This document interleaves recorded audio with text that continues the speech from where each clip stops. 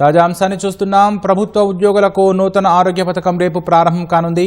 మరింత సమాచారం మా ప్రతినిధి నగేష్ చారిని అడిగి తెలుసుకుందాం. నగేష్, చెప్పండి, ఉద్యోగులకు ఆరోగ్య పథకం అమలుపై తాజా సమాచారం ఏంటి? రాకేష్, ప్రభుత్వ ఉద్యోగులు పెన్షనర్లకు నగదు రహిత చికిత్సలు అందించేందుకు వీలుగా ప్రభుత్వం ప్రవేశపెడుతున్న ఈహెచ్ఎస్ పథకం రేపు ప్రారంభం కానుంది. నిన్ననే ప్రారంభించాలని ప్రభుత్వం మొదట భావించినప్పటికీ వివిధ కారణాల వల్ల కాలేదు.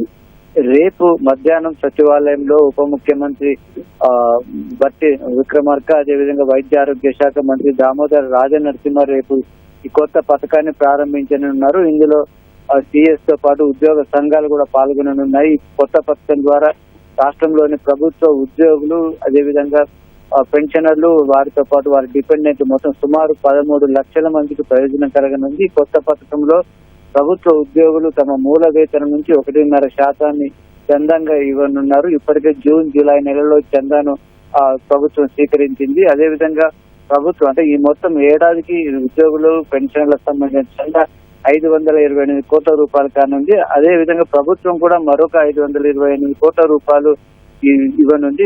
మొత్తం ఈ పథకాన్ని నిర్వహించడం కోసం సిఎస్ 30 మంది సభ్యులతో ఎంప్లాయీస్ హెల్త్ కేర్ ట్రస్ట్ కూడా ఇప్పటికే ఏర్పాటైంది. ఆ ఈఎస్సిటి ద్వారా ఈ పథకాన్ని అమలు చేయనున్నారు. హెల్త్ కార్డులు కూడా రేపు కొత్త హెల్త్ కార్డులు, అదేవిధంగా దీనికి సంబంధించిన కొత్త పోర్టల్ ను కూడా ప్రారంభించనున్నారు. దీనికి సంబంధించి ఈఎస్సిటి డీడ్ పై కూడా రేపు సంతకాలు జరగనున్నాయి. మొత్తం మీద రేపు లాంఛనంగా ఈ పథకం ప్రారంభం కానుంది. హెల్త్ కార్డు పై రాష్ట్ర వ్యాప్తంగా 943 ఆసుపత్రుల్లో 2540 ప్రొసీజర్లకు నగదు రహిత చికిత్సలు అందించే విధంగా పథకానికి ప్రారంభం చేసే విధంగా ఏర్పాట్లు చేశారు. రాకేష్, ధన్యవాదాలు నగేష్ చారి.